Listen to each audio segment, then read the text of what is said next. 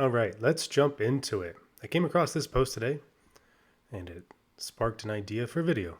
So let's get into it. This post reads, "The case for having lots of kids."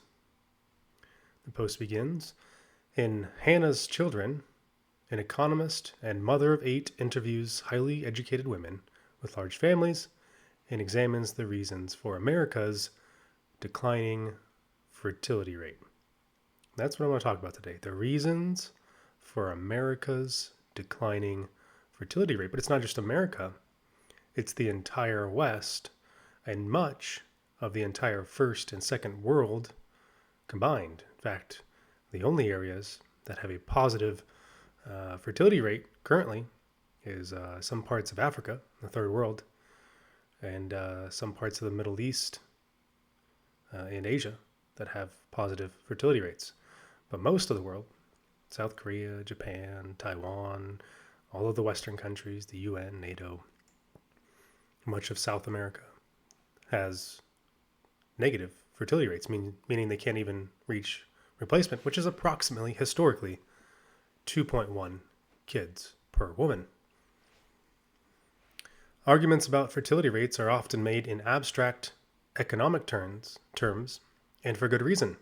The abstraction is necessary to gloss over the topic's natural awkwardness in a society where a woman's reproductive future is generally considered a matter of personal freedom.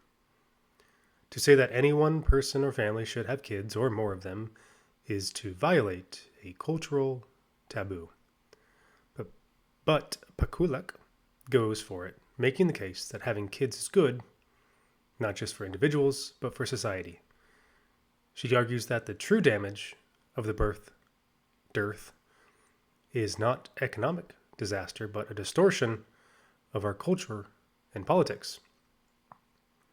She and many of her subjects see a country hobbled by relentless individualism, people turning inward, pursuing their own happiness and success instead of investing others. I agree with all of that. If you go into a bookstore, you'll see sections after sections about self-help. How many sections do you see about helping others? Well, none, because you really don't need a book about how to help others. You see someone that's in need, or they could use a hand, and you simply help them. But how to help yourself, there's books upon books about that. The post continues, "Maybe what ails us is not our freedom per se, but something we mistake for freedom. Being detached from family obligations, which are actually the demands that save us from egoism and despair," she writes. This is the case not just for adults, but for children as well. Pakulak points out that kids who grow up with lots of siblings learn to share space, time, and stuff. They must tolerate people who are different in opinion and personality. The family works against individualism by asserting a communitarian reality, Pakulak writes. Why do you think I want to leave the West? Pakulak and her subjects are double outliers. She focused on women who not only have more kids than most Americans, but who also graduated from college. A number of her subjects have advanced degrees. Pakulak herself has a PhD from Harvard.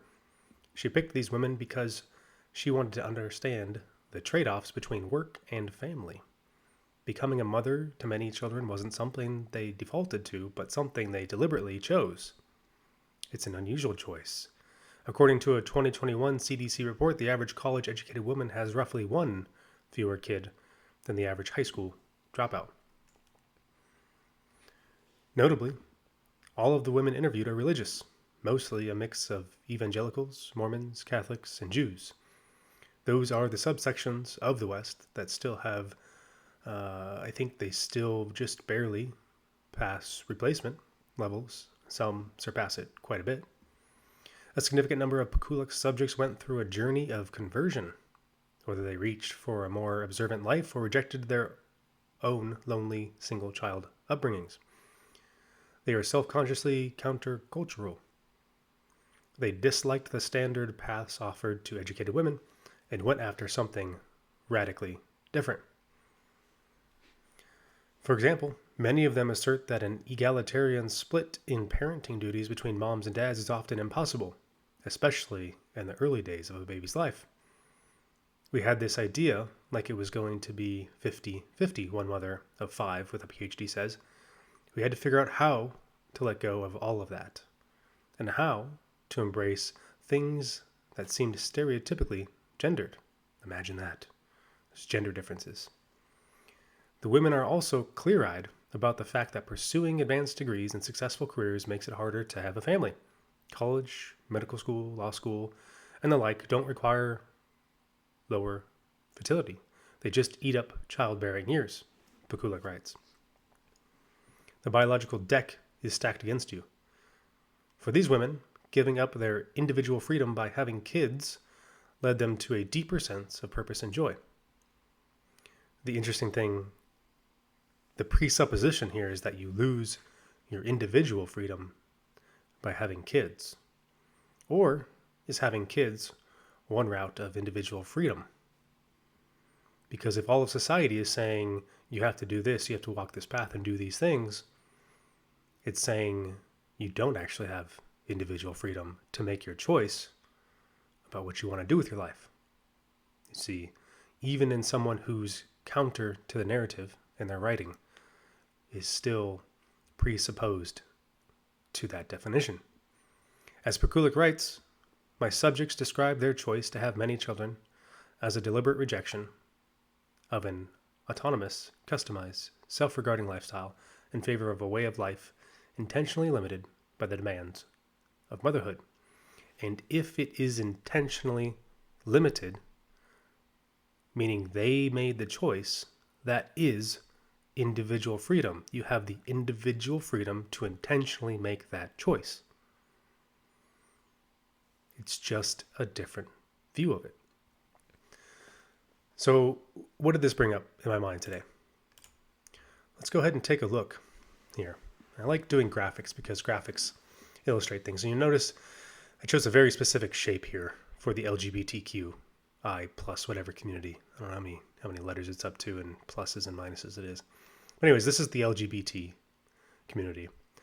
This represents people who are sympathetic to this community, but are not themselves perhaps LGBTQ plus or YZ. And this is people who reject that lifestyle and way of living entirely, that ideology. So let's put this in the context of having kids. Do these people in the LGBTQ community have very many kids? Very, very, very few. If anything, they mostly just adopt. Okay. So we could say collectively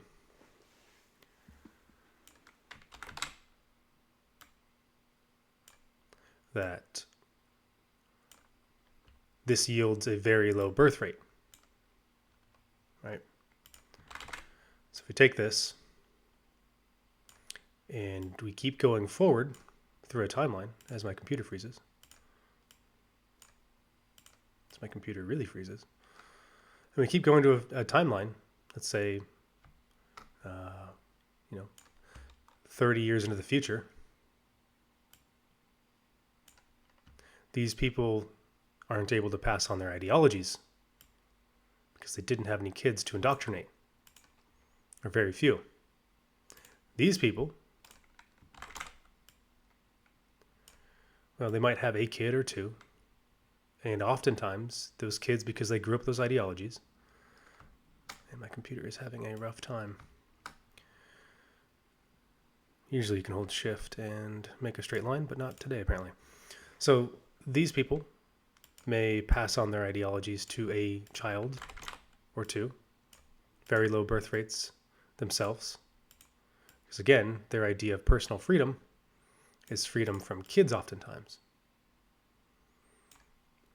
Now, sometimes people in this community that are sympathetic to this, well, they're single moms of 2, 3, 4 kids by 2, 3, 4 different guys. That's very often the case. So there is replacement here potentially, but at a much lower rate than the groups we read about in the earlier post. And so if you stretch this out forward over time, you see the law of diminishing returns happening over time. All right, let's talk about that other community that the post went over. What was it? It was evangelicals, Mormons, Catholic Jews, right? People of religious nature. You probably put Muslims in there as well. Islam. They tend to pop out a lot of babies. Right? So then you move forward. Let's say they have a higher than normal or higher than replacement birth rate, at least 2.1. Right? These kids, because they were raised with those values, many of them, maybe not all of them, some of them will turn away from the teachings of their parents. But let's just say it's at a minimum 2.1 replacement theory. Well, a lot of these, instead of being pointed in like this or going straight forward, could at least go horizontal. And pardon the arrow's not going straight. All right, oops. Let's do Control Z on that. And so what do we have? Well, perhaps we have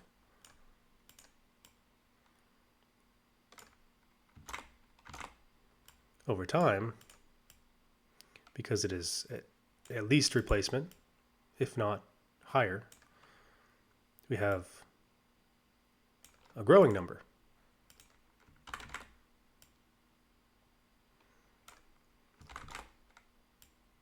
So in 30 years, where will this group be compared to the other groups? Right? You can see where this is going.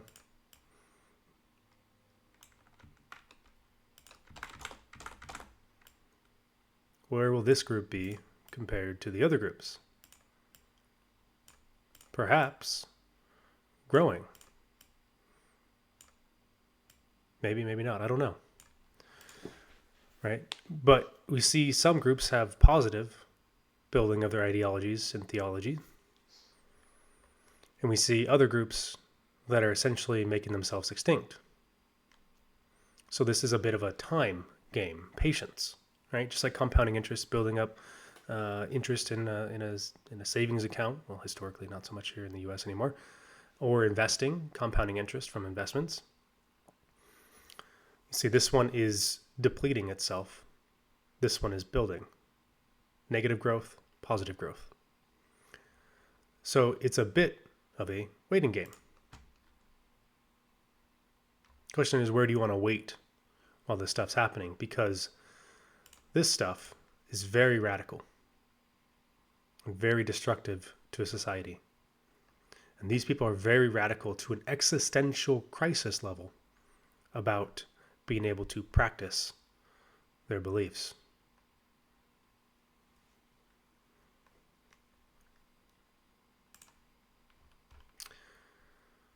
What does that do to economies when you have negative birth rates happening? What does that do to the staffing available to companies when you have fewer adults? What does that do to taxes? What does that do to Social Security?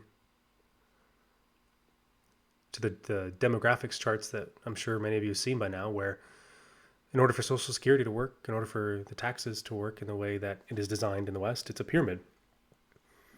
You need a constantly growing base in order to pay for a constantly growing midsection and top that is expanding. It's a pyramid scheme. And so if your base, your birth rates, are declining, what does that do to the structure of the pyramid? It's unsustainable. Anyways, I was inspired by this post to make this video, and that's all I had. Until next time, stay exponentially aware.